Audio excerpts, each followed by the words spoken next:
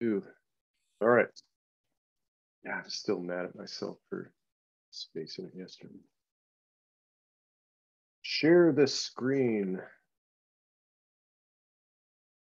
That's what Ronald Reagan said to Michael Gorbachev back during towards the end of the Cold War. Michael Gorbachev, share this screen, or something like that. I forget the details.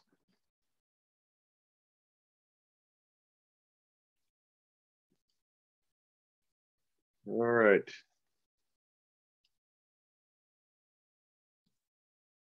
Let me see here. So we had this pointers thing that we had to do.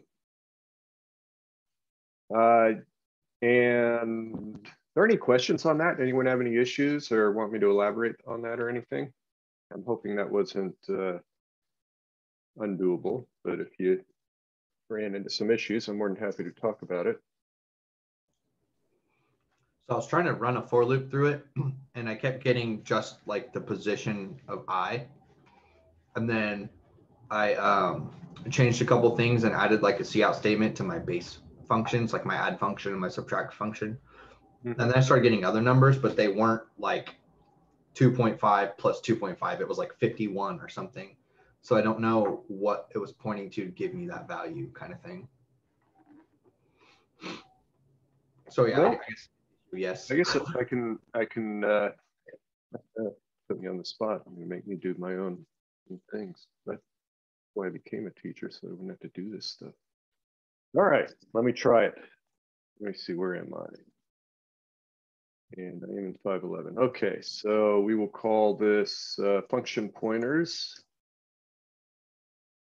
dot CPP.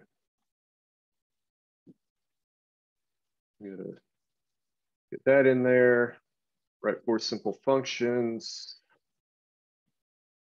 Float add int left-hand side, int, no, I'm sorry, these are supposed to be floats. Float left-hand side, float right-hand side, return LHS plus RHS. And then we can take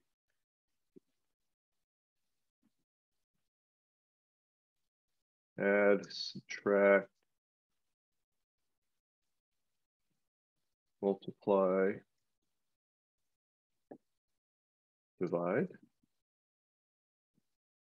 Divide, right?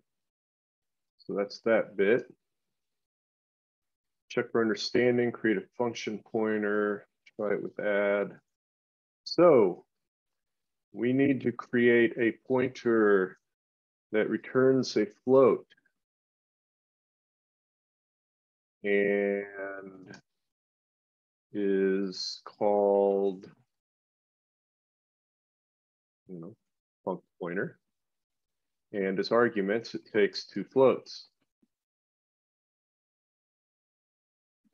So at this point, being not completely sure of my syntax, I go ahead and give a courtesy compile.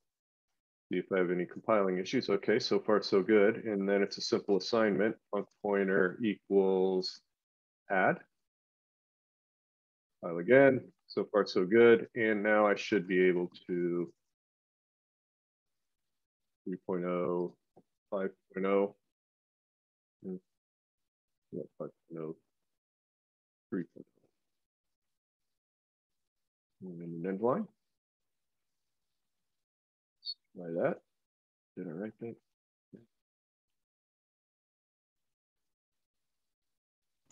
I guess for me, I was doing in parens star func pointer then equals by reference at add. So I was doing ampersand add. I don't know if that makes any difference. That should not make any difference. That'd be gratuitous in this case, so you're welcome to do that. But if I see out add, right, I can obviously do this and have it invoke the function. But if I leave off the parentheses, then whoops, what is this? All right, I'm getting a warning that's irrelevant in this. Oops. Oh, what do I want to do here? Why is semantics have changed slightly with cout? What if I do printf percent ul? Bear with me. And then I would need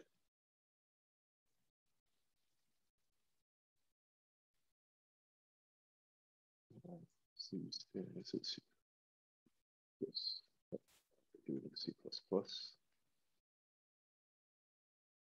All right, let's try that. There we go.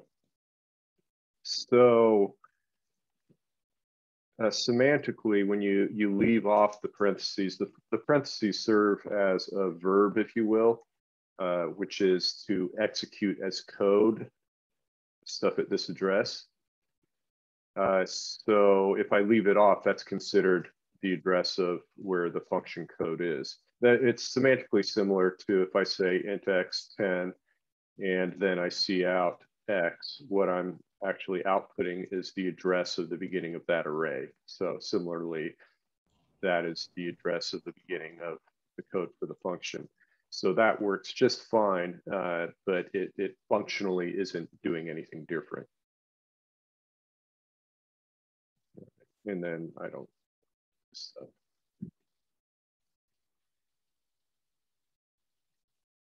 So let me see. I mean, that same funky warning. No, there it didn't.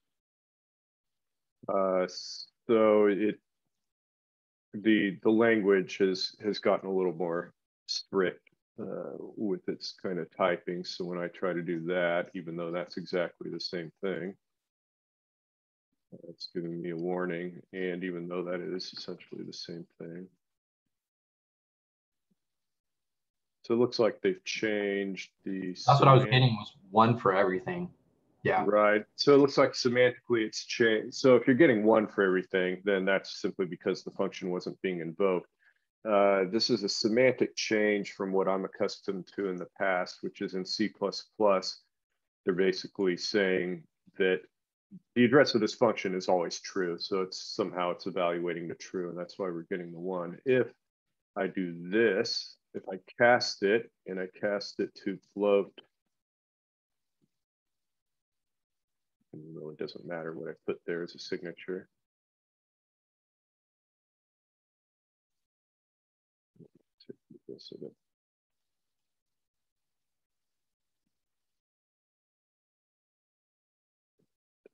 So actually, that's interesting. So it looks like the way it's treating this is different now in C++ than it historically has been, and has certainly been in C the whole time, which is the bare naked. If you just list the function bare naked, that's the address of the function. And this is gratuitous and not necessary. As evidenced by, if I leave that off, it still compiles just fine. So that isn't doing anything different. Anyway, get rid of that. So we're there. What are we asking to do now? Create an array of function pointers. Okay. So if this is one function pointer, how do I turn that into an array? Where do I put the braces in the for? Right after the R in func pointer. Yeah. Let me ask a different question. Going back to this original version, why do I have these parentheses right here? What happens if I was to remove those parentheses?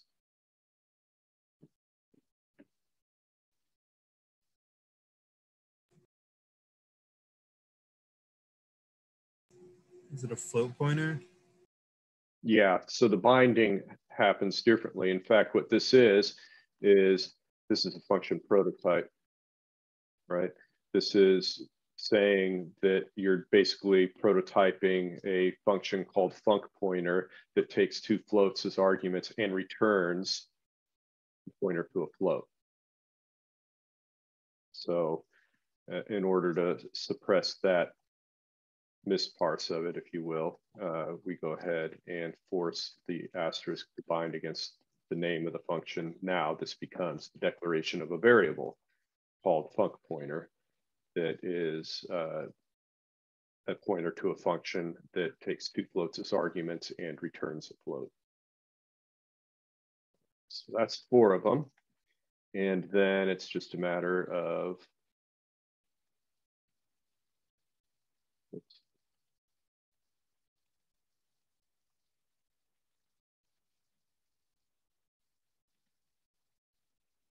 and again, whether you have this or leave it off is your discretion. Okay, so we have that, and then I set a loop. So for if I equals 0, I is less than 4 plus plus I, and then this statement becomes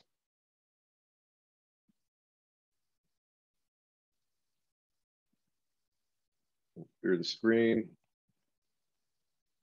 And let me, where else do I have C out? Let me get rid of that C out there. Here we go. 5 and plus 3 is 8. 5 minus 3 is 2. 5 times 3 is 15. And then 5 divided by 3 is that fraction right there. So there it is. Okay. Syntactic question here. Would you be able to initialize those with like curly brackets after the function pointer array? Yeah, the uniform initialization. So like right here. Yeah. We can try it. Is that legal? That's how I tried it. So I'm curious if that's where my hiccup went. I want to say that yes, that'll be fine. But I'll confess I didn't try it. Let's see. Expected. So it doesn't like that. Let's play with it though. What if I take this and put it here? Oh, it doesn't like that. As I understand it, the way you had it before with the add, subtract, yeah, that works if you get rid of the 4 in function pointer 4. Oh, okay.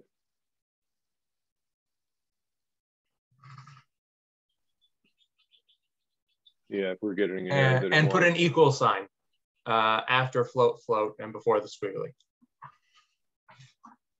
Yeah, there you go. Yeah.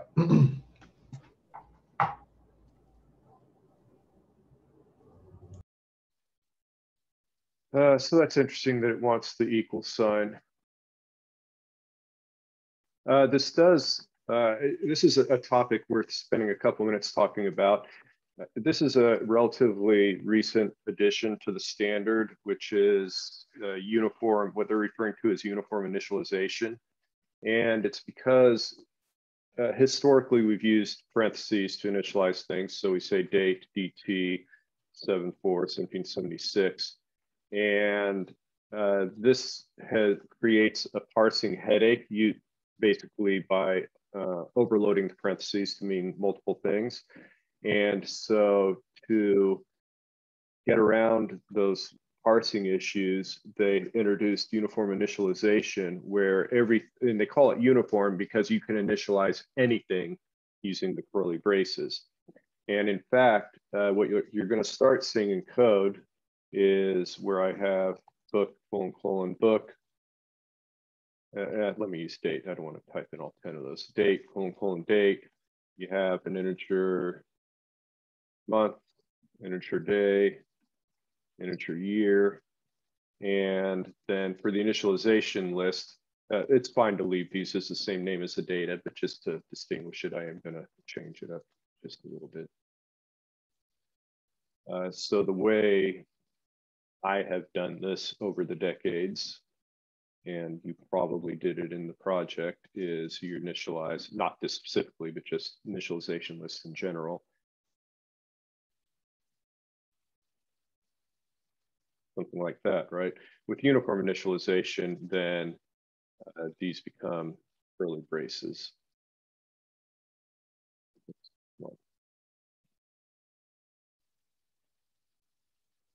So that's what all the cool kids are doing now. So to the extent that you're not a lost cause like me, having done it for so long that it's hard for me to do it any other way, that's how we consider the preferred way of initializing things. And so that means instead of, I don't think there's anything wrong with this, but what's legal, perfectly legal, what had historically been legal is that to initialize an integer that way, but then the preferred initialization would be with the uniform initialization. So you see that is what that is. Now,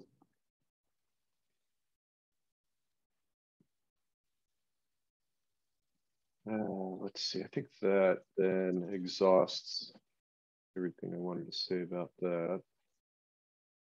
I'll leave that there for posterity.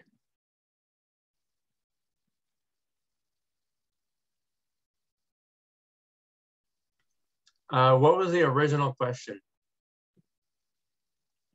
I think the original question, I think, was just to kind of go through the function pointers assignment and see how that ends up playing out, and playing around with the variants a little bit, such as initialization.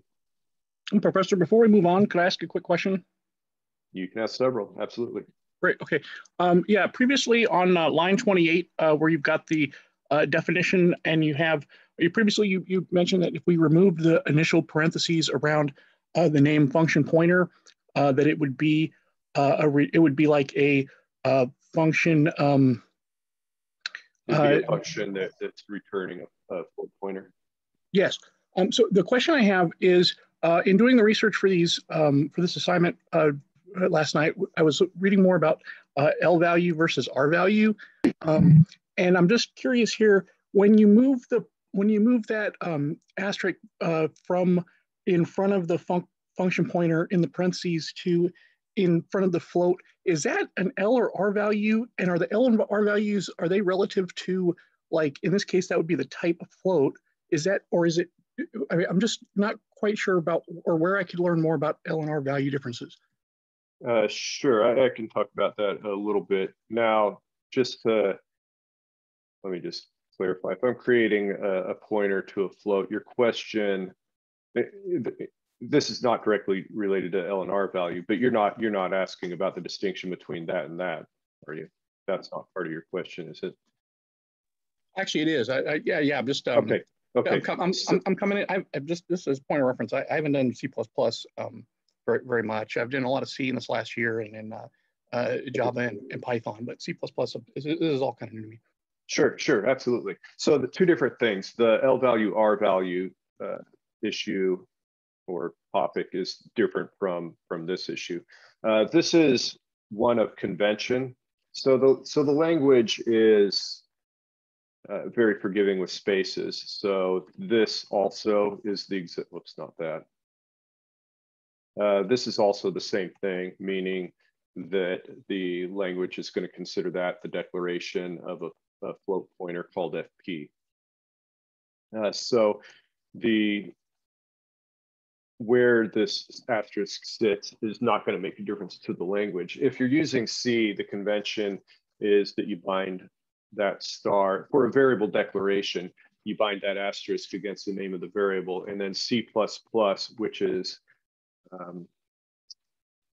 C is a language of expressions, and C++ is a language of types, if you had to kind of choose one way of describing a difference between them.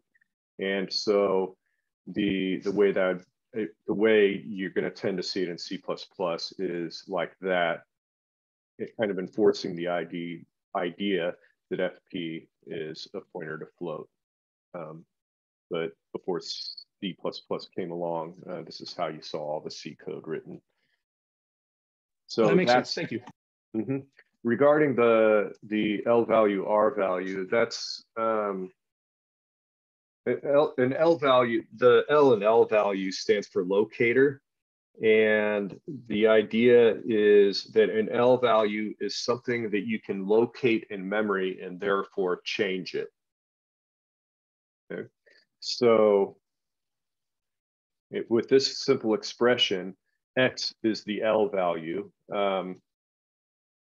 And the R would then be a read-only value. And oftentimes another way of saying this, although this isn't the origin of the term L value, is called the left-hand value and the right-hand value, and that's just to either side of the assignment.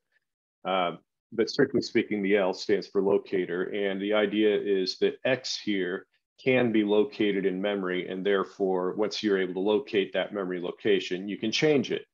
And obviously 41 wants to change that memory location to be a 5, whatever was in there before. This, on the other hand, is an R value, meaning that it's on the right-hand side or it's read-only, and there is no location in memory to find in order to change. And just on the surface, this makes sense. It's a 5. You can't have 5 be something different. Another more complex way of looking at the exact same thing is to do something like this, in which case the result of doing A plus B, that result is an R value, right? That result is not anything that you can modify. It's only something you can refer to. And so in that case, that addition would be an R value. And once again, it would be changing the locator value on the left. So that's a distinction between R value and L value. And awesome, thank you.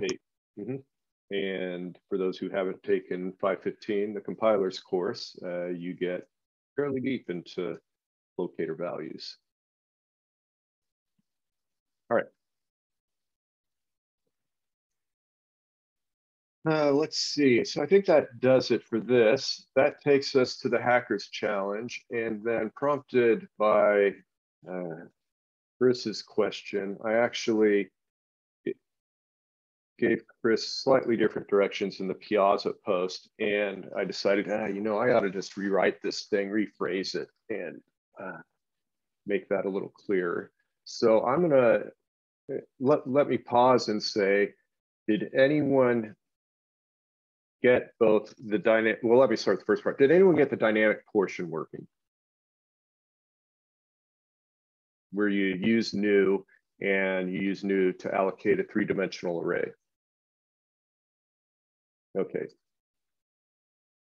Got some yeses in there, great. Okay, so then the tricky part, and for part 2 here, I think it was poorly worded, or at least not, there wasn't enough elaboration to necessarily understand what I was asking.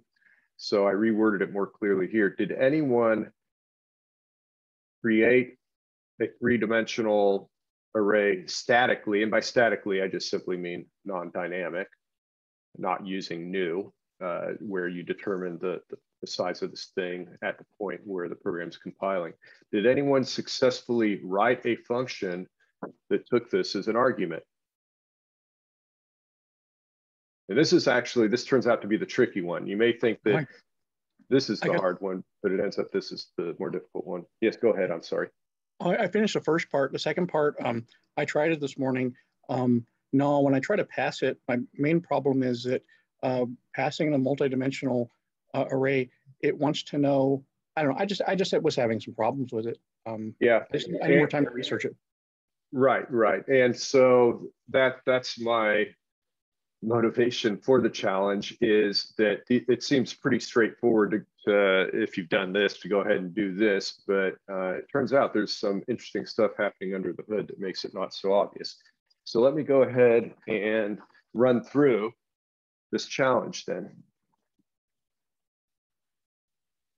So the first part is this 3-dimensional allocation. So let's go ahead and work with that.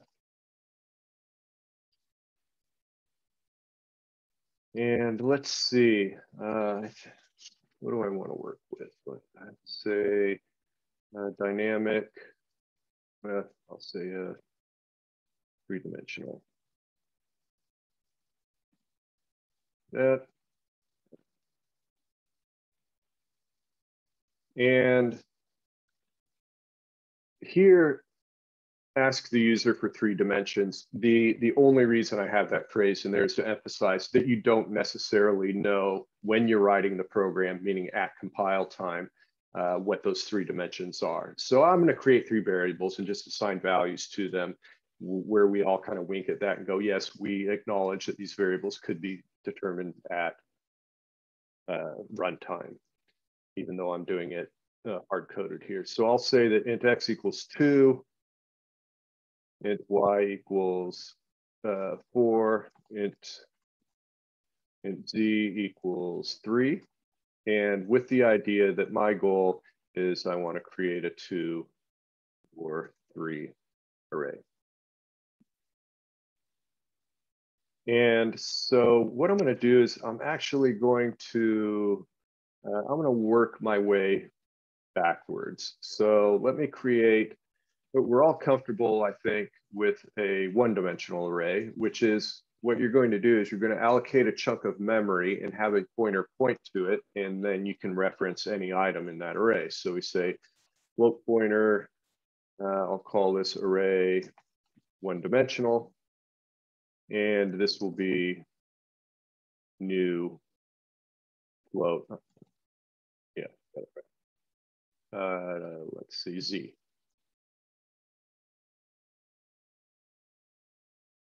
Okay. And then actually assigning a value to it. So I can write a function to do that, I suppose. Let's see. Let's call this the change element. How did I write this? Assign pi.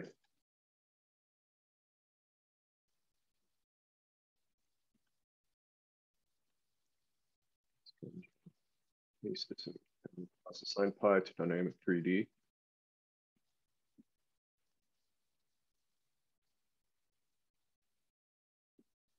I guess this would be 1D to start with.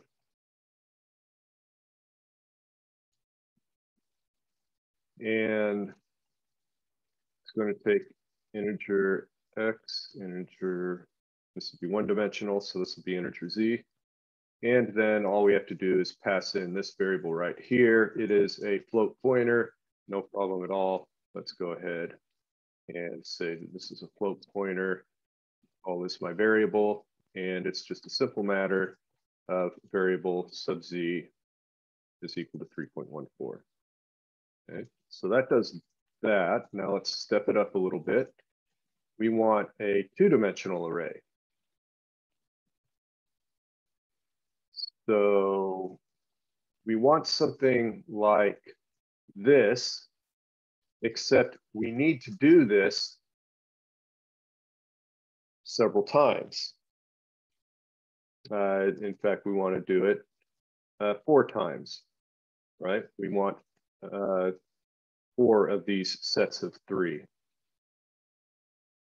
So I'll go ahead and say 4, which j equals 0. J is less than 4, plus j. I need to create this here. Let me actually get rid of that. So it's 2-dimensional, and we'll just add an asterisk. And so what we're going to do is we will say that array 2-dimensional is equal to that many of them, 4 of them. But it's not floats, it's now float pointers. So I'm creating 4 float pointers. And then for each of those float pointers equals new. And it's this one right here. So let's grab that.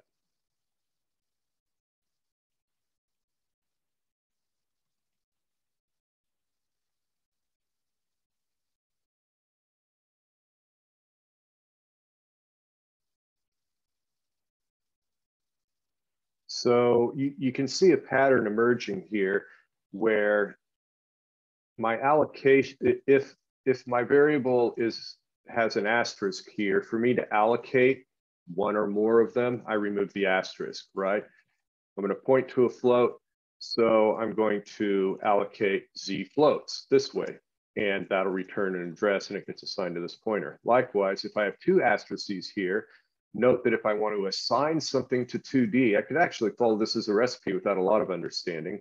Again, for me to do the allocation, I take this type here and I remove one of the asterisks, and in this case, the only asterisk, and so I get that expression.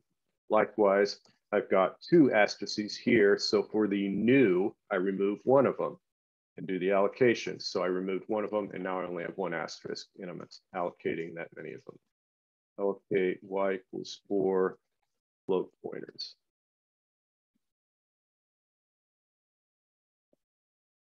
And we can go ahead, let me zoom in here. We can write a function for that, copy and paste. This becomes float pointer pointer. This is int x, or excuse me, that's int z, int y. It's now coming in here. And then it's just simply like that. And I suppose at this point, I ought to do a little bit of testing. So let's test Your this. function names are the same. It might give you an issue. Thank you. Yeah. Thank you. There we go. So I'll see out. I'm going to call assign pi to dynamic 1D, and I'll pass in array 1D. And I want to, how many elements do I have? Z is 3, so I'll say element 2. I don't want to have that in the cout statement, excuse me. I want to say, I just want to call the function, and then I want to say cout array 1D equals, I'll put that in quotes, array 1D.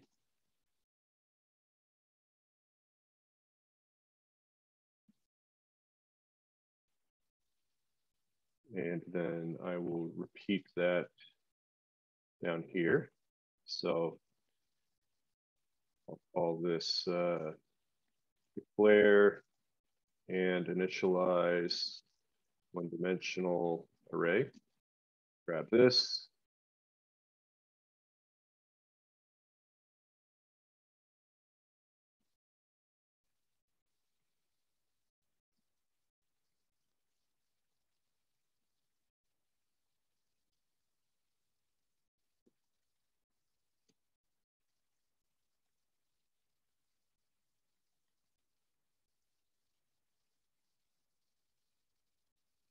And then this becomes, I need, let's see, y is 4. I'm going to choose the last one in y.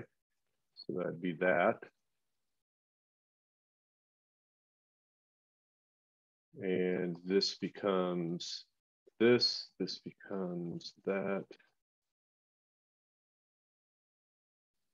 This becomes this. I think I've got that. Let's see, let's do that. That's better.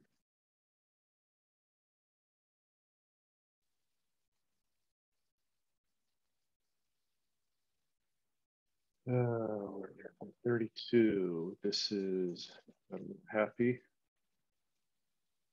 36. What is it not like about 36? Subscripted value. Oh, I forgot to change that to a 2. And there we go. Run it. So far, so good. Let's step it up one more dimension. Let's go ahead and write the function for it. This becomes, the 2's become 3's.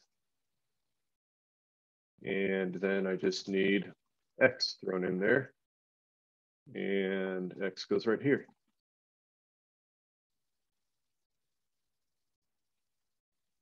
Does that need another asterisk on the 3D one for the float bar, or no? Yeah. Okay.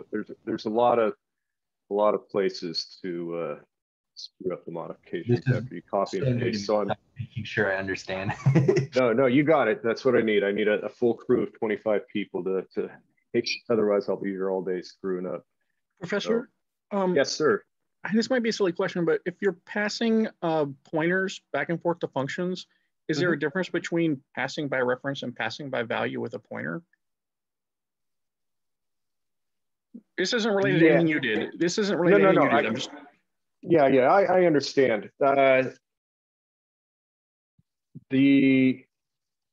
Yes, so there are two answers to the question. Let me start by making the statement that both C and C++ are languages with value semantics, meaning that if I, in this case, if I pass in line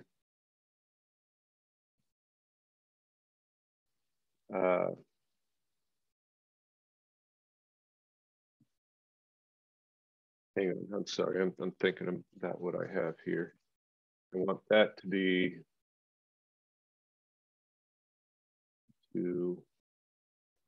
sorry.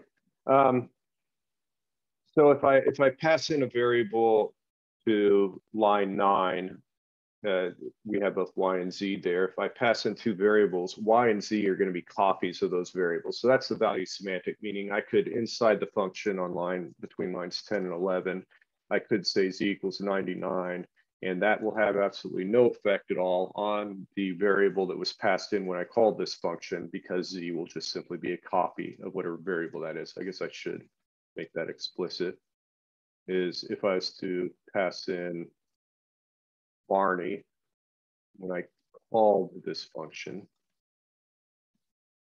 So there's the call to the function. Z would be a copy of Barney, and the modification in Z on line 11 won't affect Barney at all. Okay, we're all comfortable with that. That's the pass by value semantics. And then the way the explanation goes is if you want reference semantics, that's where pointers come in. Now, C++ introduces references as an additional feature, but I don't want to talk about that. Let's talk about the traditional mechanism. So if I actually wanted this to modify the variable that was passed in, what I would do is I would say that Z, it takes an address, and then what I can do is I can dereference that address and assign to it there, right? In essence, in a sense, make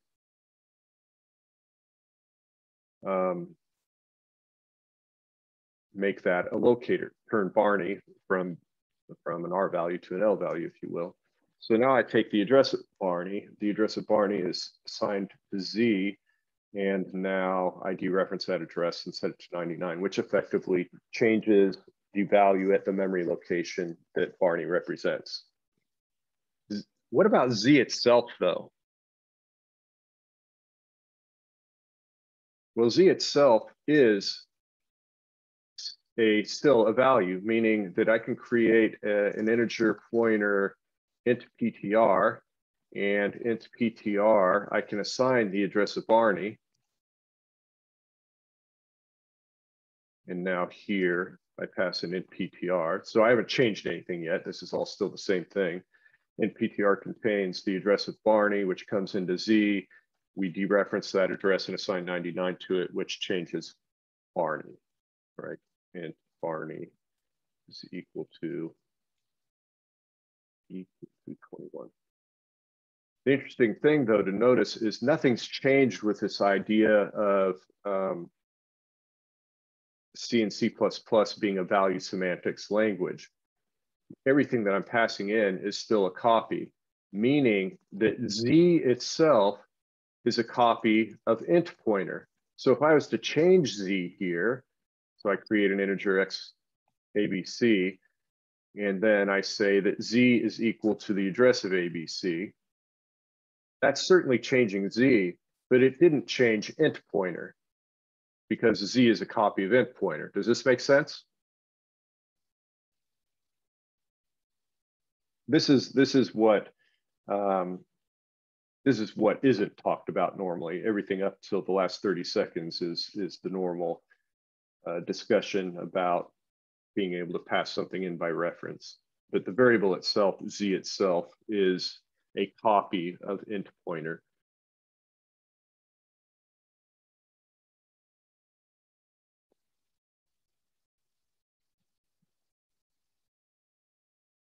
So 99% of the time. So with the way I have this written, if I do this, then I'm basically assigning 99 to ABC, but that didn't then change anything down there. So normally all you have is that much of it there. It doesn't matter, no one cares one way or another that Z is a copy of int pointer, because you're only interested in the value anyway, which is the address to Barney.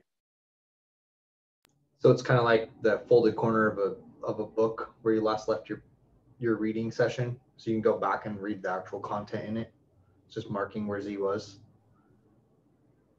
Yeah, yeah. I think the explanation that I never hear, that I think is the most illuminating regarding this whole process, is to look at a simple, let me use floats instead of integers. Have a breakpoint average equals 3.14, and then I'm going to create another variable, float mine, and then I say mine equals GPA. Okay, here's the key insight for this very simple assignment. There are two things happening with GPA.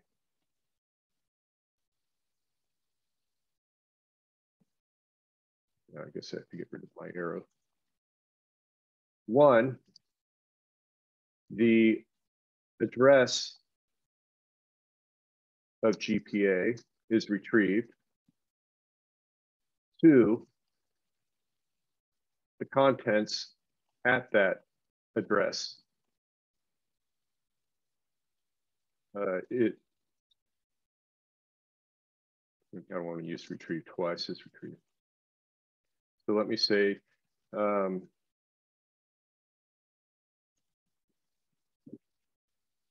so they're actually on line 27.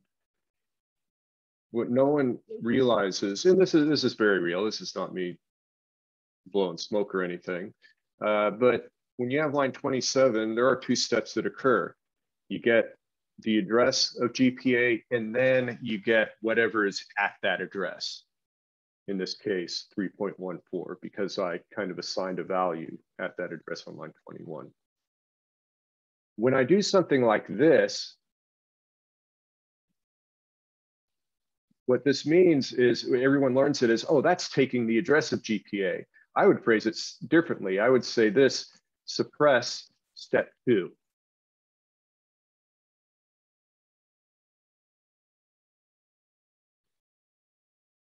So if you look at it in that light, let me talk about this differently here.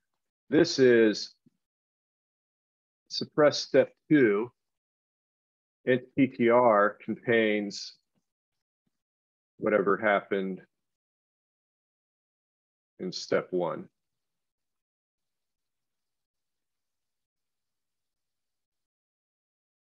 So it got the address at Barney, and then it suppressed getting the contents of whatever's at Barney.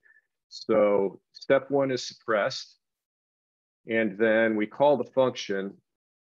I need to, you know what I'm going to do?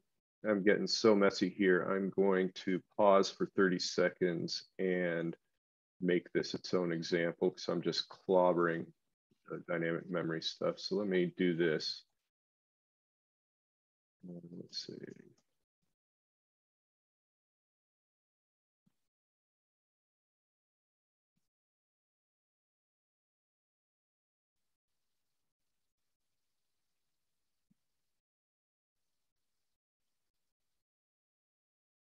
What have I done here? That's 2D. It's in the middle of 3D. I think that's fine. I'm sorry. I just want to ensure that I've got this recovered to its original intent. Well, so that.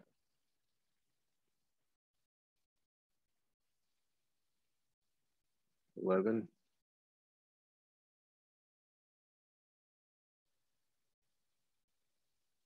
Oh, it's the int star z.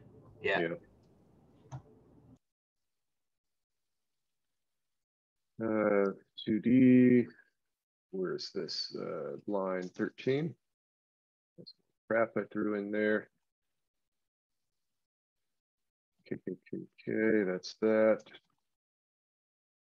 All right, so now let me start with a totally different example. Let me go to pointer fun. Oh, and not to go too much on a tangent, but the same topic, same thing. So like in the I'm sorry, in the previous code, yeah, there. So like if you're passing the variable to actually to any of those, so if you're passing a variable that has a pointer, the value of the variable is a pointer. Should you just send a copy of the pointer, or should you send a reference to your variable that's holding the pointer? Just a copy. I would call it, so I've used the term pod, plain old data. So plain old data is an integer, a float, a double, a character, all these built-in types. And the same pointer is included. Yes, a pointer's plain old data as well. There's no efficiency to be gained by passing it in by reference. In the C++ traditional, right, where that's kind of a reference kind of thing, there's no efficiency gained in doing that. Okay, yeah, that was my question. Thank you. Mm-hmm. So if I say change it,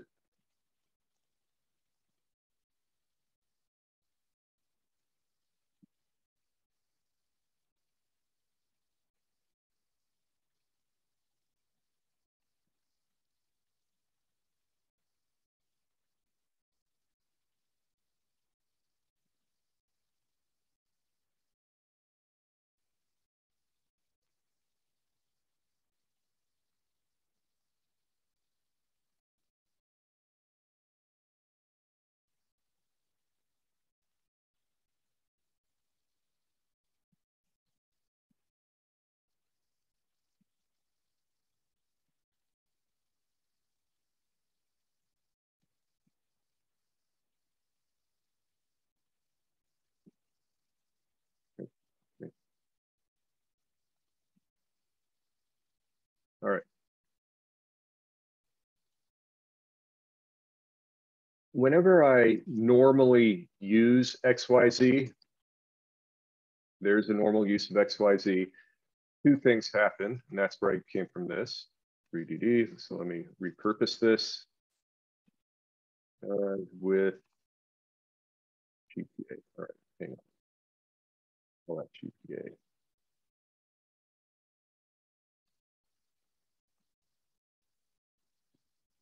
Okay. So whenever I use GPA in the normal sense, these two things happen. We get the address of wherever GPA is located, and we can obviously examine that, and we get the contents at that address. Those are the two things that happen. Anytime I use GPA, those two things that happen. The problem with pass by value is those two things, if I have a normal function, right? If we go to the 111, am I changing this variable? So I'll call this the 111 version. Whoops, the version 111. And in 111, I ask students, am I changing GPA? When I call this here, oops, let me do it right here. And I call version 111, FP, excuse me, GPA. And then I see out GPA. Question to ask the 111 students is, let's take a poll. Does GPA get changed? And 2/3 of them say yes, and 1/3 of them say no. And the answer ultimately is no, GPA does not change because FP is just a copy of GPA. Another way of looking at that is that on line 17, both of these things occur. I get the address of GPA, and then I get the contents at that address, and it is the contents that go to that function. What enables pass by reference to occur is separating those two steps and making them happen at different times. So now when I do, in fact, let me get rid of this pointer variable. Let's do that. When I do this,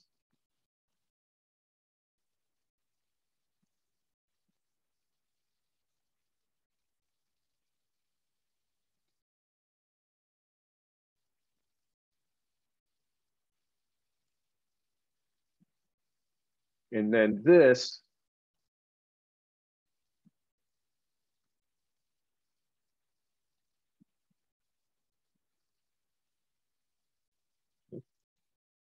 now when I put this in quote, do, excuse me, I had that wrong, do step number 2 on a number.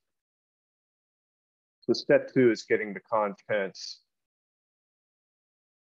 at that address. So the address of GPA is provided, and address is just a number.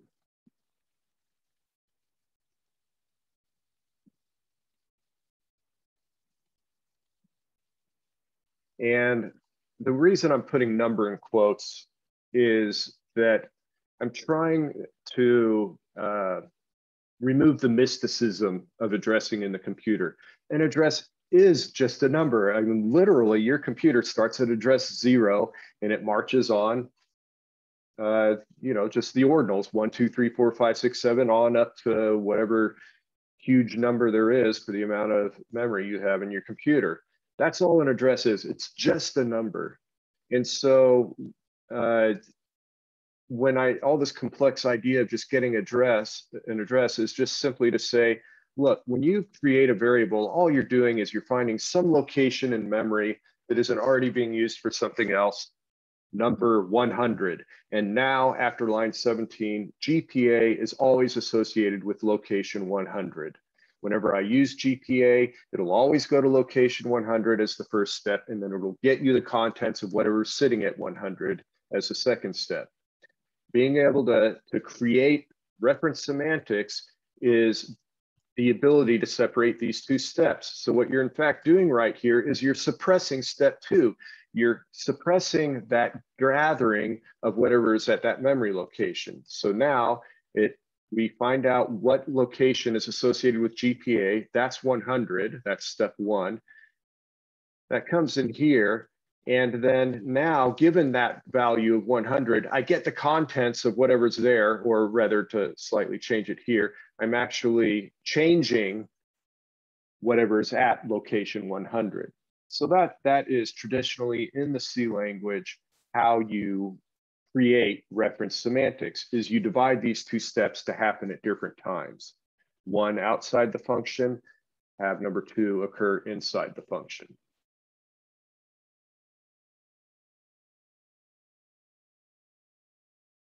And in fact, you can do crazy things to really drive this home.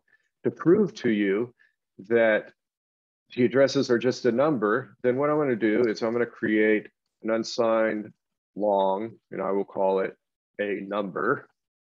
And I will say that a number is equal to the address of GPA. Now, this won't compile, but I can go ahead and do some casting and say that this is just an unsigned long integer.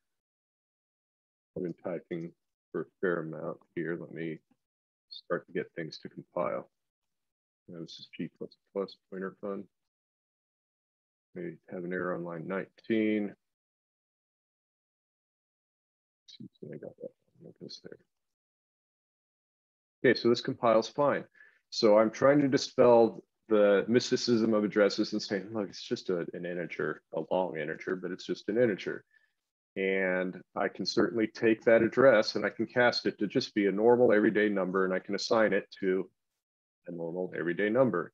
Now, when I call this function, I can pass in a number. And I come up here. Oops, I don't want version 111. This would be, change it. And up here, I can just say that this takes an unsigned long. Now let me comment this out.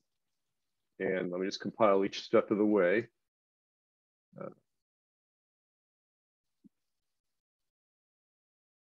rid of that. All right. So now I've got, and let me go ahead and print it out. So cout and change it. FP equals FP.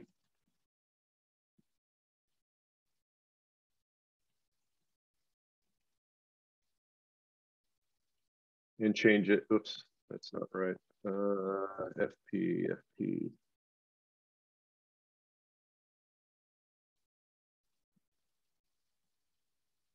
I put in the wrong thing. This should be a number. All right, I'm getting there. All right, there we go. So quickly, let's look at the code, see what I did. I created a float variable, assign 22 to it. I created a normal integer. I'll just call this an integer. I'll call it a big integer. I created a big integer called a number, and I assigned to it the address of GPA. So wherever this 22 is stored in memory, I assigned that address to a number, and then I pass that number in here. It is just a simple big number, and I can print out that big number. I could print it out here. Not a big deal. So let me say cout before function, a number equals.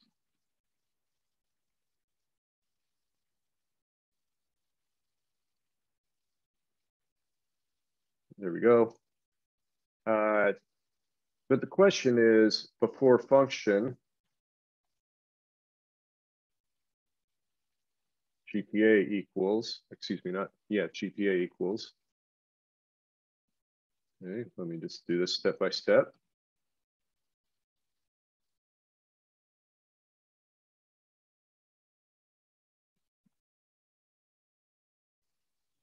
Thank you for interesting. All right, 22.95. I pass in that number to the function. Here it is. And what I can do is I can do step 2 on that number. I have to do a little casting, kind of in the spirit of Wizard of Oz, ignore the man behind the curtain, ignore this stuff. All I'm doing is I'm taking an ordinary number and I'm getting the contents of that location in memory. And then I'm changing it to 99.99. So now I come down here.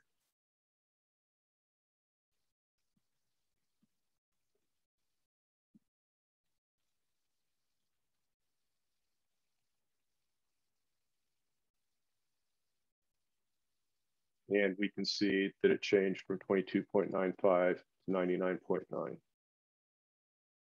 So these operators, that ampersand and that asterisk, the first one is suppressing step 2, and the asterisk is actually doing step 2.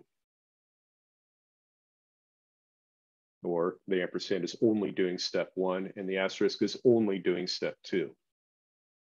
So that's all those operators are doing, is they're taking a normal 2-step process, and they're making sure only one of them happens, not both of them.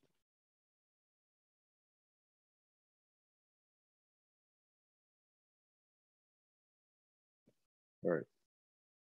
Why is that cast necessary on line 8? Just simply because C and C++ are strongly typed languages. So you know and I know that we can take that number and treat it as an address and modify the contents of that address, but the compiler doesn't. The compiler sees unsigned long, and if I take that out, the compiler is going to say, hey, what the hell are you doing? It is completely nonsensical for you to try and dereference an ordinary number. I can only dereference addresses. Then so what I do is I say, okay, hey, compiler, why don't we pretend that's an address? Now do what I say. And that's what's happening there. This kind of gets back to that discussion we had with unions yesterday. The kind of thing it is determines the algorithm that's run. So this is a variant on that, which is the kind of thing it is determines the things that we can do with it. And we're not allowed to dereference. We're not allowed to use this operation on an ordinary number. However, if we say that that ordinary number is actually an address, then we can go ahead and use that operator on it. So that's what's happening there, is we're forcing the compiler to treat the way we do things to it. Changes the things that are legal to do with it.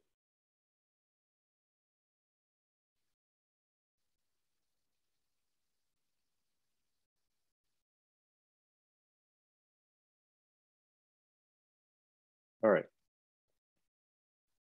So let me go ahead and go back to this. Where we were was we had this dynamic array, the one-dimensional, for those of us who've done a fair amount of C or C++, should be fairly confident with allocating an array of items to a pointer. And it doesn't have to be an array, by the way. You can create a float pointer fp, and you can assign to it just a single floating point number. This is an aside as well, but a common error is this. And these two are definitely different. So you ask someone, give me Z values, and actually what I should do is use a number.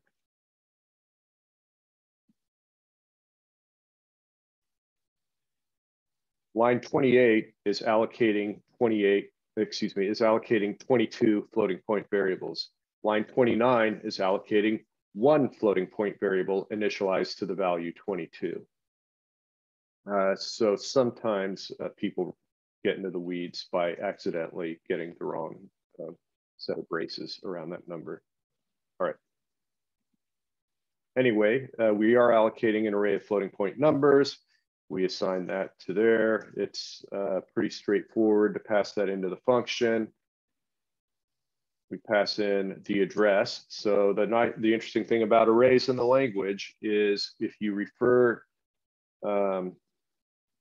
to the name of the variable unadorned, you only get step 1. If I use that step 1, step 2 terminology, another way of looking at it is, why does it only do step 1 and not step 2? The reason it doesn't do step 2 is I potentially got 22 different values. Which one of those values do you want? Well, hell, it doesn't know. You could want any of those 22. So if you didn't provide that information here, then it's only going to do step 1, and it's only going to give you the address to the very beginning of that array. And then it's up to me to do step 2 somewhere else, which I've done right here. So we have that for 1 dimension. We got that in place for 2 dimensions. For 2 dimensions, we had to add another asterisk. We allocate the initial block of, I'm looking up at line 22, the initial block of 4 pointers to floats. And now I have to initialize each of those 4 pointers. So for each of those 4 pointers, I allocate an array of 3 floats. And then finally, I was just starting to then tackle this with 3 dimensions. That would be 3. This would be 1, 3, 2. What I'm doing is I'm taking the last element in each of those dimensions. This would be 1, 3, 2. And then I have to find all the 2s and change them to 3s. That's 3. That's 3. That's 3.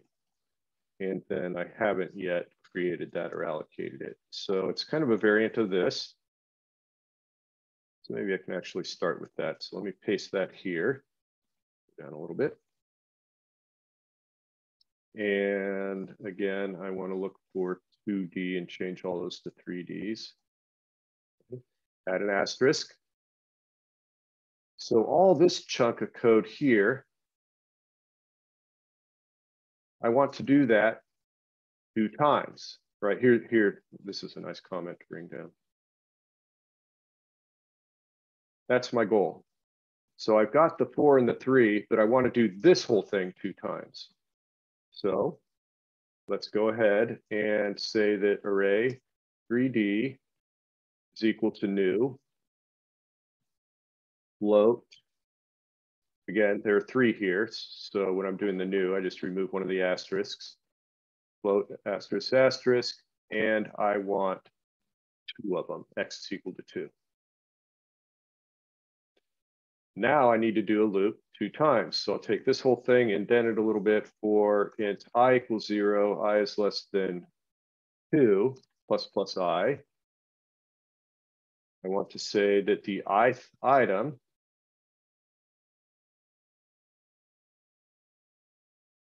is that.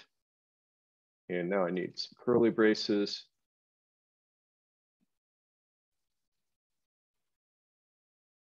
So 2 times, I'm going to allocate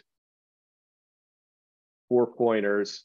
And for each of those 4 pointers, I'm going to allocate 3 floats. Did I get this function written properly? We jump up here. And in fact, what we can do is I can take all this stuff. Let's see, what do I want? Lines 26 through 41. Let me copy my comments here, make sure it's all consistent. This is declare and initialize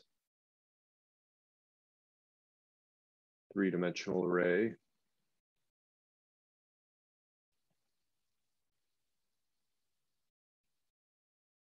So that doesn't go there. Assign value to element of 1-dimensional array. Okay, I got all the comments. So I want to take lines 26 through 38 and fold them. There you go, makes that a little easier to read.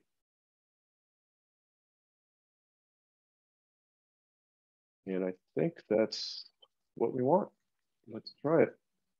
G++, 3-dimensional, 49. Ah, this is IJ, yes?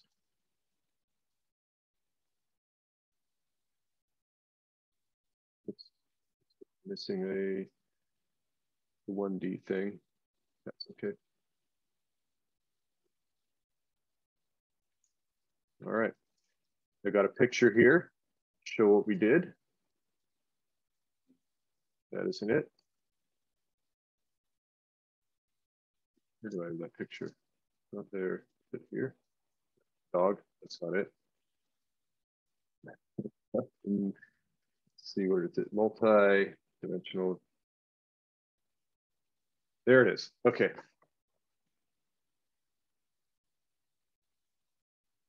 So what we did is X is 2. So we allocated 2 of these. So this is a pointer and this is a pointer. I allocated 2 pointers here. For each of them, I have a loop. It's going to loop 2 times. I guess I should put X there. But 2 times, I'm going to allocate 4 pointers. So 2 times, 4 pointers, 4 pointers. And then for each of these 4, which is right here on lines 48 and 49, I'm going to allocate 3 floating point numbers. So these are our floating point numbers right here. Array of pointers, array of pointers, array of pointers, array of floats here. Okay. And so the way that line 16 does the conversion is var. How does it do the conversion? It takes var, adds X,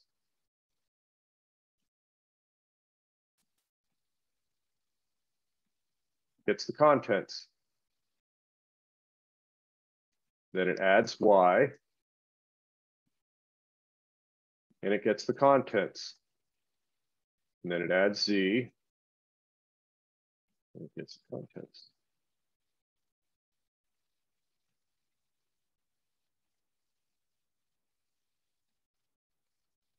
There we go. So this is what the algorithm that occurs under the hood in order to access the proper value. So is 3.4 in every one of those elements or just the last layer that has the boxes of 3? Right. So I did change it up slightly from how my original write-up is. 3.14 is only existing right here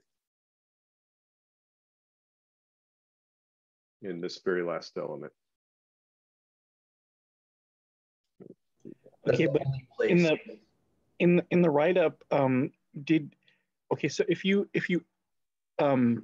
declared that as a variable ahead of time, like if you made, instead of dynamically creating it, if you just called it array 3D and then initialized it, could you still pass that into those functions?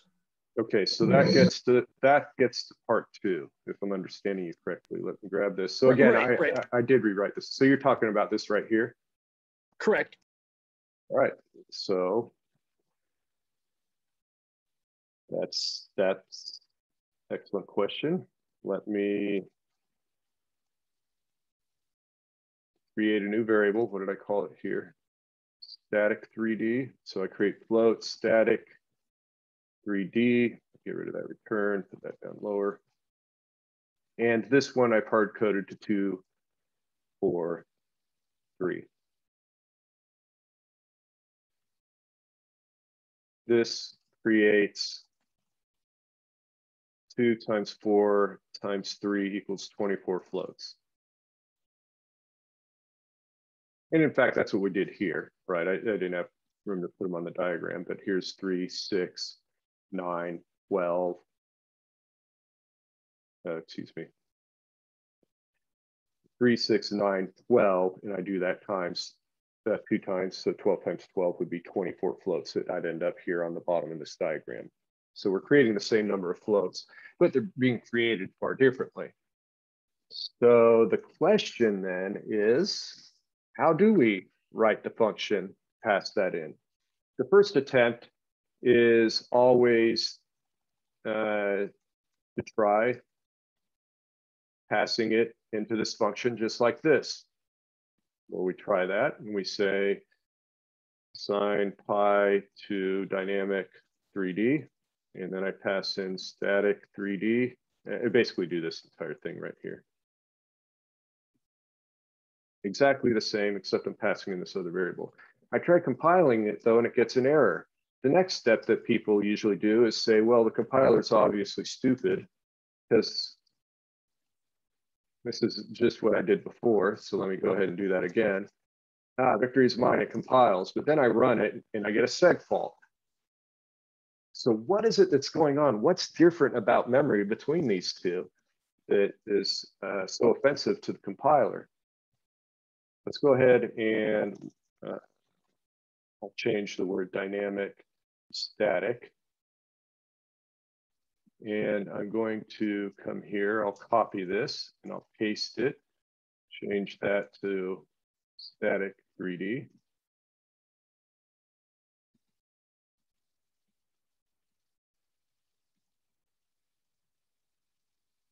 So we still, if we get this correct, then this bit that I commented out, you dereference it exactly the same way.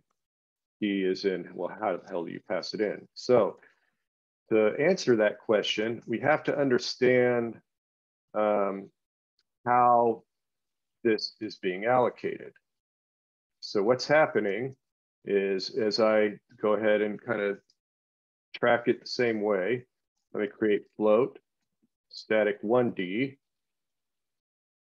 3 of them.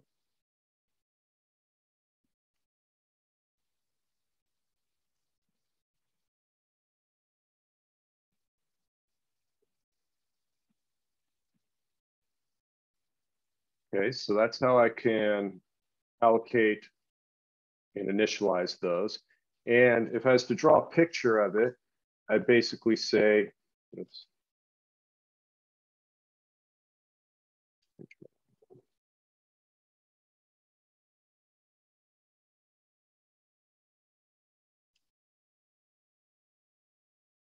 Get rid of that.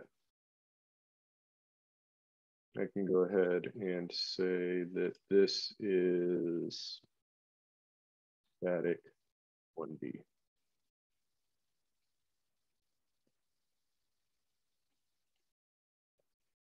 So I have 3 floating point numbers here.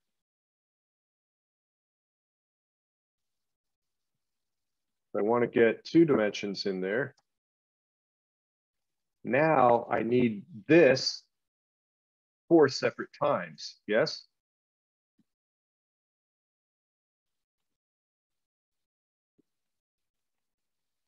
So 2.2.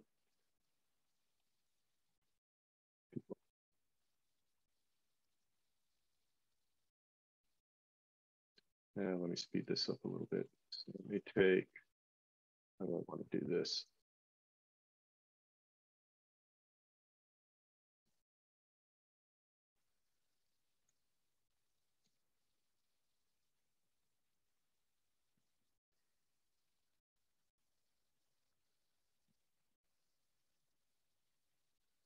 Let me make sure that compiles. Oh, I forgot I've got this here. Let me just comment this out for a minute. I think it's still static 1D for the second one on accident. Yep. Or does that matter? Yes, it does. Static 2D. And just get a couple more graph in my notes in here. So this function I've commented out, we haven't dealt with that yet. All right. So far so good. If I'm going to create a 1-dimensional array, it looks like this. If I'm going to create a 2-dimensional array, here's how I initialize it. 4 times, I'm allocating 3 floats. The way it looks in the diagram,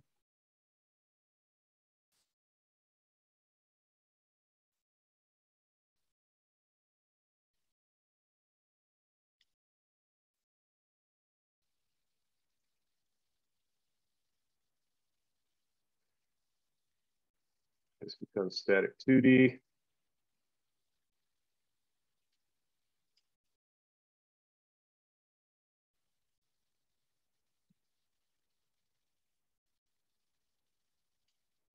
So that's how memory looks for static 2D.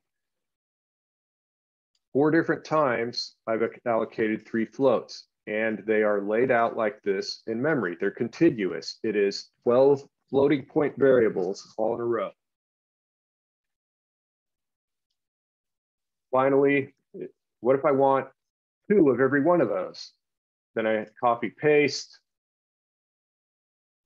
Then all I have to do a little search and replacing. I want to search for 1s and replace with 5s. And take 2s and replace with 6s. I want to take 3s with 7s. And finally 4s with 8s.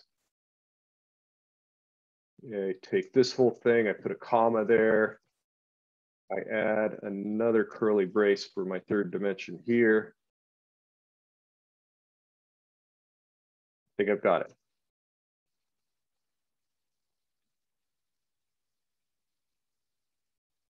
So that, jump to 3 dimensions. And now I've got 2 of these. So in the final version, this is what our 3-dimensional array looks. Now, right away, you can tell the layout of memory for the static version is far different than the layout of memory for the dynamic version. Now, memory, of course, it's more appropriate to represent memory as a ribbon. So I could draw a huge ribbon here, but then these would be pointing all over the place, right? They wouldn't be contiguous. This could be pointing over here, and then this one could be pointing 1,000 bytes away over here. So these 4 and these 4 respectively, and then likewise with these here. So all this memory is scattered about. It's not contiguous. So then let's look at calling. Burn it. Let's see. Let me undo this. Go back to where I was with 2-dimensional. And then I go there. I call that 3-dimensional. Whoops. static set the same. Put that there, that there.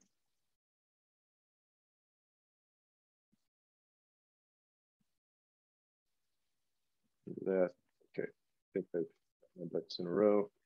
Make sure that I haven't introduced any errors. I have. What is it, 67? Oh, you're right, this goes back to being two-dimensional. All right, one-dimensional, two-dimensional, and then three-dimensional, where the final dimension has 2 of what I had previously. So what happens if I want to access? What if I want to access element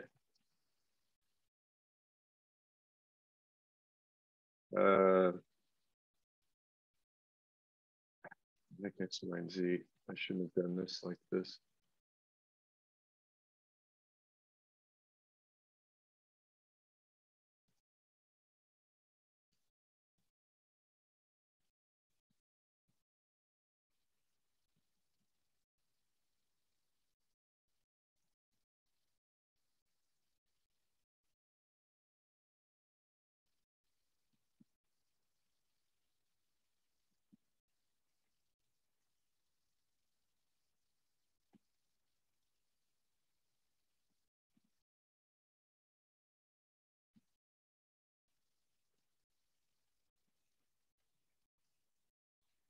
If X is 0, so let's look at how this is laid out then. For X, this is X is 0. This chunk of memory is if X equals 1. Yes, everyone on board with that? Okay. These 3 is if Y is equal to 0. These 3 are if Y is equal to 1. I keep doing, I don't have to do the comment over there. Right? That's if Y is equal to 1. Y equals 2. Y equals 3.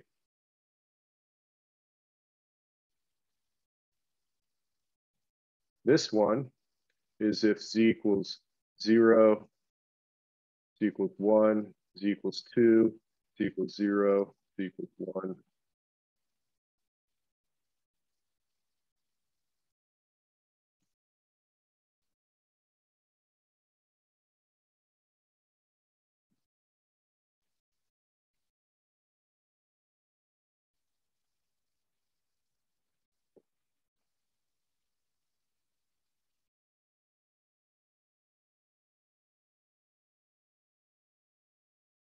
So give me a formula. First,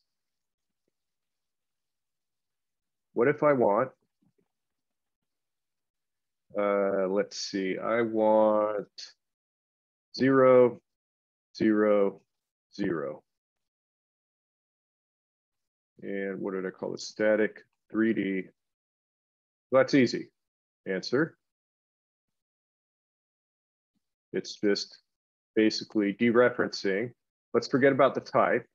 This is all contiguous. So let me just consider this one-dimensional. Yes. If I want the first element, I add 0 to static 3D. If I want the last element, I add 23 to static 3D, meaning 23 floats. That gives you the 24th float, where 0 is the first float. So here it would be static 3D plus 0. That's easy. All right. So here's the question. What if I want that one, which is this one right here? Actually, let me actually start a little bit different. Is this like flattening the array? Yeah, internally it is flat. Now we're allocating it and using it as a 3D array, but in fact it is all contiguous in memory. We can look at it as just a one-dimensional flat array. So All I want to get at is the arithmetic. So if I want 0, 0, 1, that would be x is 0, y is 0, z is 1. That'd be this float right here. How do I get the second float? What do I have to how do I have to change this arithmetic? That changes to 1, yes? Likewise, if I change this to 2, we add 2. All right, but what if I want to access 0, 1, 0, x is 0, y is 1, z is 0. I want to access this element right here. What do I have to add?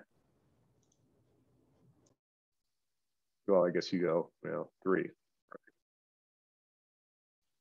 Give it to me in terms of,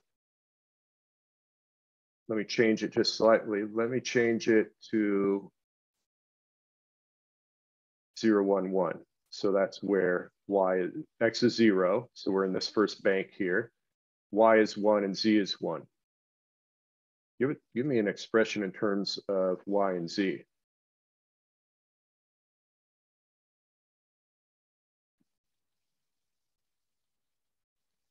What do I need to add to the beginning of my array?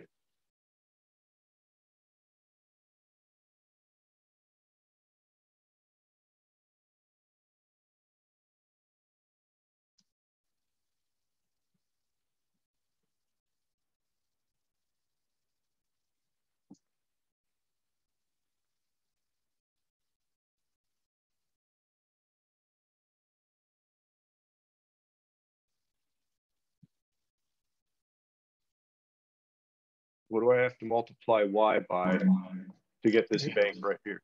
The max of the smaller variable. That's exactly right. What's the max of the smaller variable? It's 3, yes? I have 3 elements in each of these. Correct. So it's 3 times y plus z, yeah?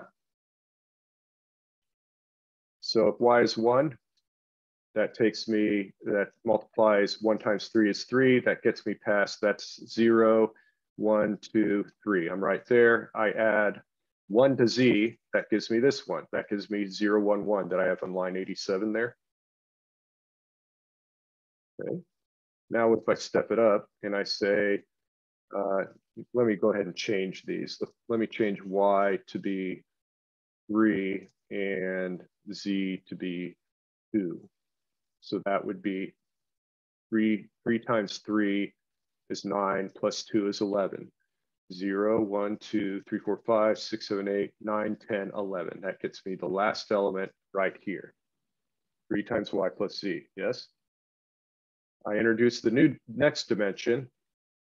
So I changed that to 3, 2. What if I want 1, 3, 2?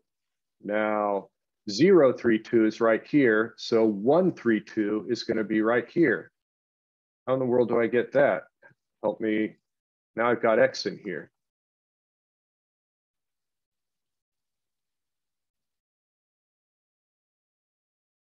What do I have to multiply x by to get to this bank right here? I can tell you the number is 12 because you can count 12 numbers here. So I could say, I could just say 12 plus, right? And then this number will be some number in this bank right here. But where does the 12 come from? The 4 times 3. Mm-hmm.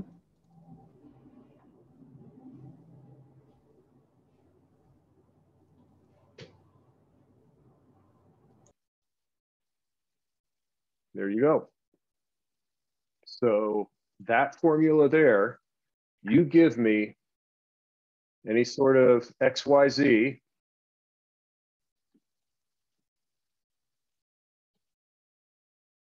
and I will give you an offset into this 3-dimensional array by using this formula right here. Everyone agree with that?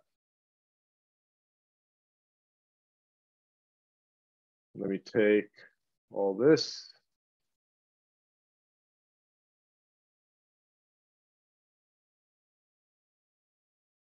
Fold it, hide it. Okay. So give me that formula again. In fact, let me just go down here and copy it. Copy. Paste.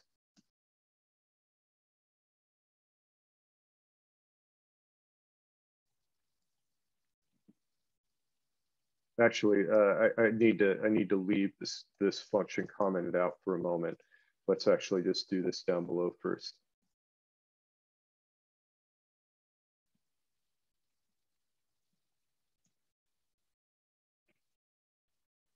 Now I will have some troubles here because this one-dimensional referencing only works if I make it a one-dimensional array.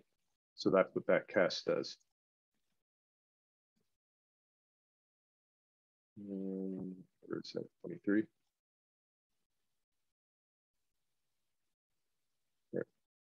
I haven't done anything with it yet. So let me see out. Static 3D. And we want to look at X, Y, Z.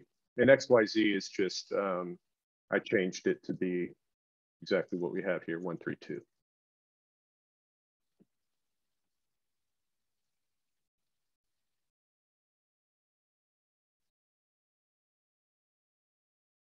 Use of undeclared.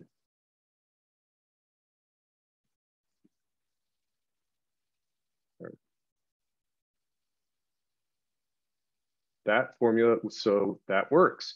We used this simple arithmetic formula to get the offset using X, Y, and Z, assigning that 3.14. It used to be 8.88. That's this element right here.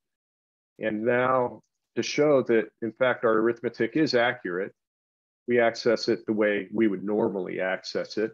And sure enough, that's the element right there. So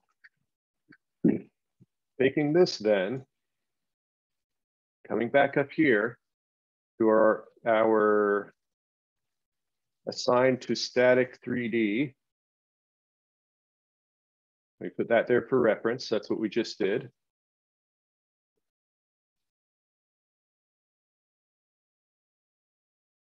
We can do it if, oh, I've already got it in there.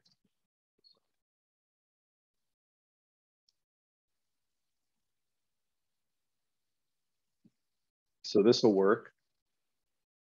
And this works. But in order, so the question becomes, okay, so we go back to the original problem where I've created the three-dimensional array and I want to pass it in as a variable. It's going to be a kind of float.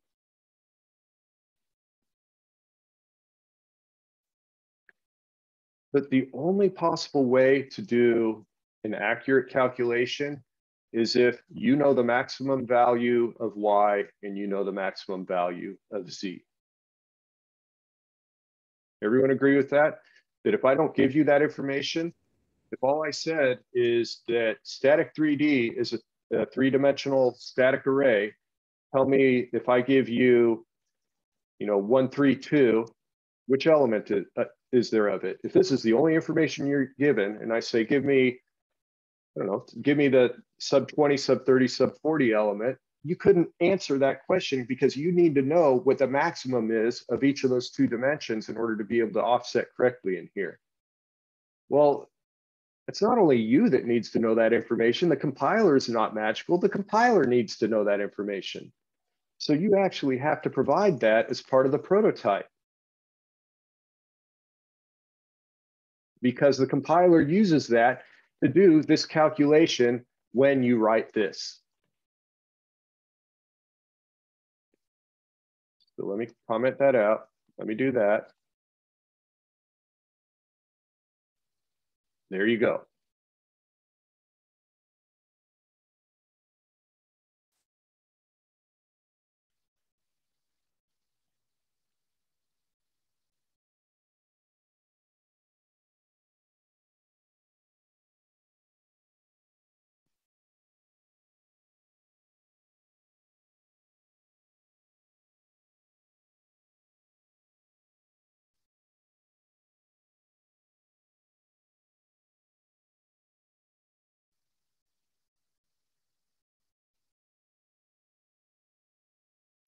if we weren't able to do that, should we not be in this class? No, my assumption is that 99 to 100% of you will fail to do that. The sole reason, note, I called it a hacker's challenge. You weren't required to turn anything in for it. I'm not grading it. I think this is very interesting, very good to know about how things are working under the hood. And so that's why I'm doing it. Just again, part of this class is dispelling all this mystery, letting you know how things are actually working. Professor, I was reading some other suggested solutions for because the issue is really that you're right, that the compiler. I mean technically here you have the information in code. You've got the float and it's static. I mean, it just seems strange that the dynamic we don't need to know for the dynamic, so it's easier. But with the static, see, we've defined it here 2, 4, and 3. But I understand that the function is generic to those values. It just seems like there could or should be a way for the compiler to like just pull that variable, and I don't know. No, it's actually a good observation. But keep in mind that the language does not require me to put the function definition in the same file as the place where I'm calling the function, let's say. Oh, got it. So, okay. and then based on what we talked about last time, recall that every time you compile, you have multiple CPP files, that compiler compiles a CPP file to object code, then totally dies, and then spins up all over again. So lines 20 through 24 could be in a file, and it has absolutely zero knowledge of what you got going elsewhere in the application. Okay. Yeah, and another suggestion was possibly if you have an issue with that, because it's so specific to arrays, is to put it inside of some other structure or some other data type, like put it inside of a structure or a class or something, and that might be a way to still be able to access it without knowing, even though you've got it defined. Yeah, I guess now you get to application specific things, and where you abstract out behavior and how you encapsulate that with data is highly dependent on your specific application. Got it. Okay.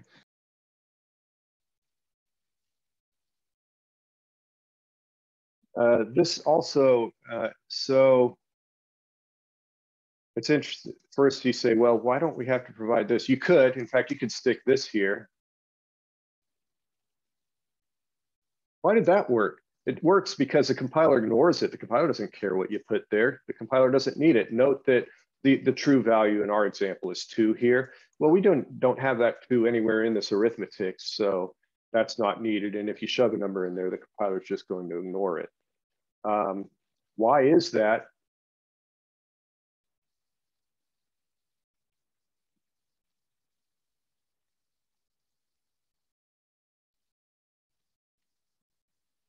Right?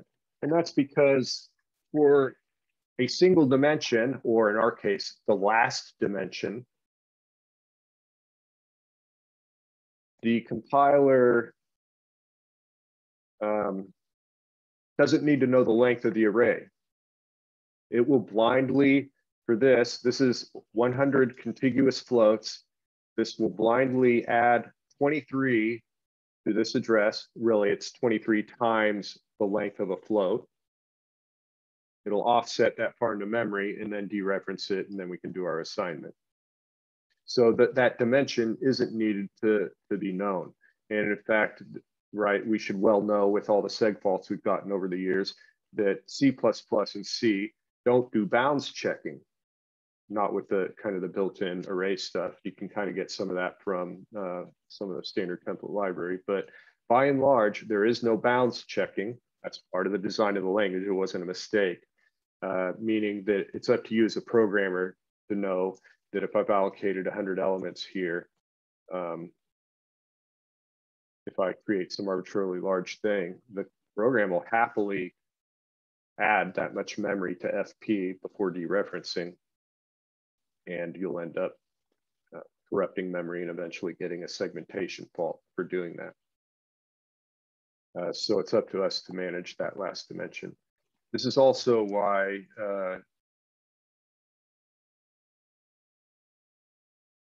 right, you sometimes see both of these as equivalent declarations, and that's why, because the length of that array doesn't need to be known. This looks like a lot like a quadratic equation, or like line 28 or 27 now. Yeah, I guess to a certain extent. Yeah, if you like replace like 4 and 3 with like A and B, right. It's like ABX plus BY plus Z. Right. Yeah, yeah, good observation.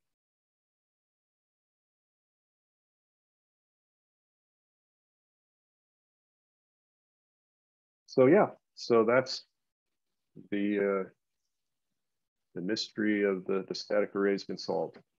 It's all because the compiler needs to know the arithmetic. It doesn't need to know it in this case up here, because this is essentially a whole bunch of one-dimensional operations, right? If I give it 20, 20, 20, it'll gladly, this is 0, this is 1, it'll gladly go 20 over here, dereference, go 20, whatever the number was, way out of bounds, and dereference and go down here and then try assigning some value. And by the time you do 2 invalid dereferences, you're for sure gonna violate memory somewhere and create a seg fault. So is this, yeah, go ahead, sorry. So is this kind of like the reason why, or like this is the way arrays are designed, and because this is the way arrays are designed, they must have a known size at compile time? That's the way multi-dimensional arrays in the language are designed, yes. So how do they get around that for like other types of objects like vectors? Well, a vector is allocated this way. So the way a vector works, and we'll actually see more of this in the next project, is that a vector does allocate contiguous memory. So if I steal one of these, let's say for the sake, oh great, that sucked. Let's say that when I create a vector, I say vector of integers. Internally, it dynamically will allocate some memory here for enough. In my example, it's more than this, but in my example, 3 integers. Then you say push back, it puts an integer here, push back, puts an integer here, push back, puts an integer here. On my 4th pushback, what it does is it will allocate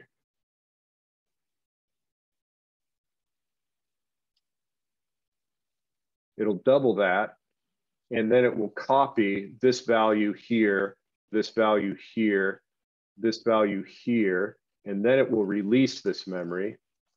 And now this is the new array that the vector is pointing to. And once you fill this up, it does it all over again. It does another allocation, copies all these values over, then releases this chunk, and then you've got the larger allocation that you're using. So that's how it's done with vectors. If you have a multi-dimensional vector, then it's going to, if you have a vector within a vector within a vector, it's going to look like this model right here. This is a vector of floats. This is this is a vector of 4 vectors, and then this is, well, you get the idea. This is the same model if you have vectors within vectors.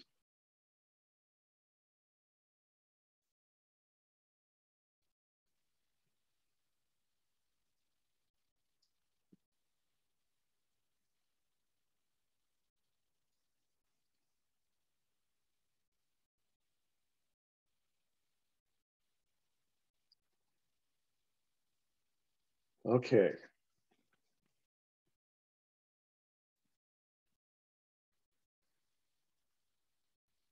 Let me see if I need to clean it in. So.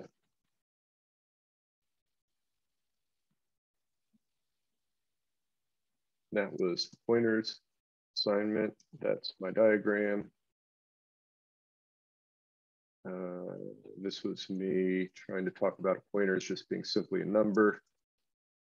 And then this is all the multi-dimensional stuff. Okay, So that's all the files there. Now, shifting gears.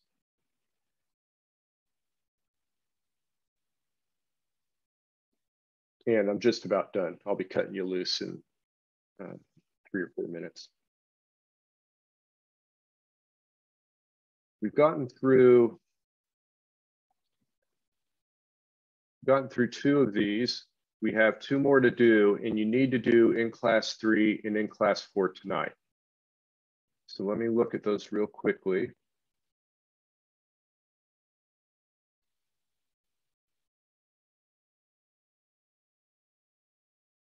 In class 3 is probably the biggest of them. In class 4 is semantically odd to get your head around, but doesn't take as much work. And again, this one, I don't think there will be too much head scratching on it. It's just a matter of following the steps here. So now for this in class 3, you're asked to create a couple structures, a structure for triangle and a structure for circle, right? And I've even laid out triangle here. Circle is exactly the same, except instead of having a base and a radius, or excuse me, a base and a height, it will have a float. You'll basically replace those 2 with a float for radius. These are single characters representing the color and the shade of the triangle and the circle. And this shows what they correspond to: RGB for green or blue, L or D for light or dark. And then you're going to write 3 functions. Now we're not talking classes here. We're not talking member functions. We're talking structures and C-style functions. So this function here, none of these 2 functions don't return anything.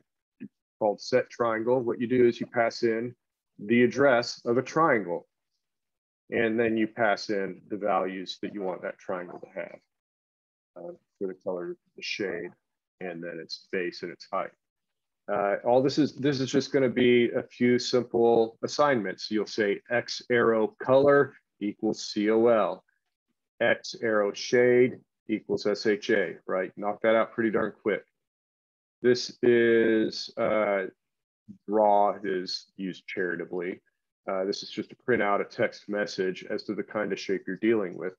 So you pass in the address of a triangle, and what you need to do is examine the attributes of that particular triangle and use either a sequence of if-else's or use a switch statement. So you'll note that this doesn't say DR triangle and then this information. It actually has the words dark and red. So you need a switch or an if-else to say if color contains R, print out the word red. If color contains G, print out the word green. And then similarly for the shade here. Of course, base and height are just simply spit out as shown here. This doesn't have any cout statements in it. This is just going to do simple arithmetic and return. So you pass in X, it'll go ahead and the area of a triangle is base times height divided by 2. Yeah, I get a lot of, this isn't a class where I'm testing you on your geometric formulas. But just to say it, for whatever reason, people space the fact that base times height is not the area of a triangle. That's the area of a square. So you got to divide that by 2. For that, 1 line of code. Test it, write a little test code. Just make sure you can call each of these functions, create a triangle object, call each of these functions, make sure it's working correctly. Once you do that, go on to the next thing. Rinse and repeat. You're going to do the exact same thing for circle.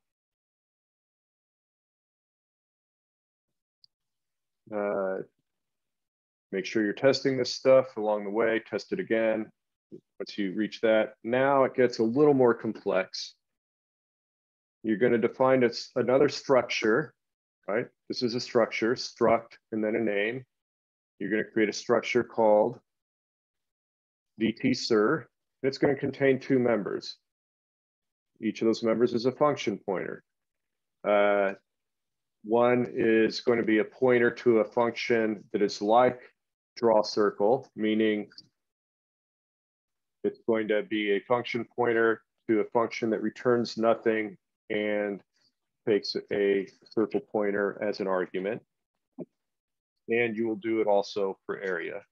So you'll create a second attribute of the structure a function pointer that returns a float and takes a struct as an argument.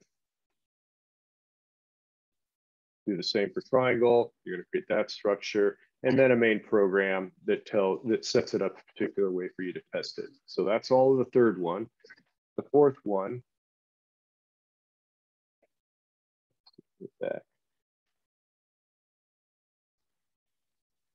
is going to basically have you add a little bit more information. Okay, and what's expected is that you're going to run this, and there will be some interesting magic that happens. I have you reflect on it a little bit, and then in class tomorrow, this is where I bring together everything that has to do with virtual functions. So it's important that you do in class 3 and in class 4. Tomorrow we'll talk about them, and I will tie that into everything we did in the first project, how virtual functions are actually working under the hood, why it works that way. So this is the course's grand debrief that happens tomorrow. So you don't want to miss tomorrow. All right. Any questions? Okay. I appreciate you for sticking with me. I did a lot of talk. There's going to be a lot more talk tomorrow, but rest assured the course has got plenty of working on stuff after that. The next project due next week. Since we're off by a day, I'm not assigning the project tomorrow, although I'm going to ask you to do, let me actually look at that.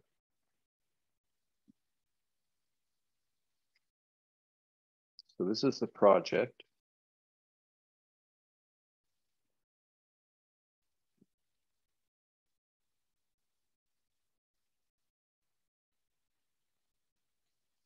The short answer to whether it's due next week is I don't know. I think it's very possible that the project may ultimately be pushed to be due prior to Monday of the following week. We may end up spending both of next week on this. I just don't know without looking at it in a little bit more detail. At the end of tomorrow, I'm going to have you do a little bit of this. The exception handling project has a couple intermediate deliverables, and not all of them are turned in, such as getting to understand these facilities. So I'll have you do that over the weekend, but it's going to be a light weekend. There's going to be almost no work to do over the weekend. But regarding whether this is due next week, I'm not sure yet. I would say at the very earliest, it would be due.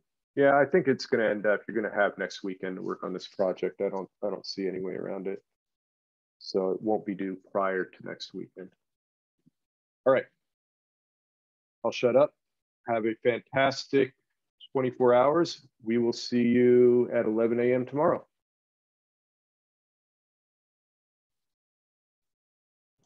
Thank you.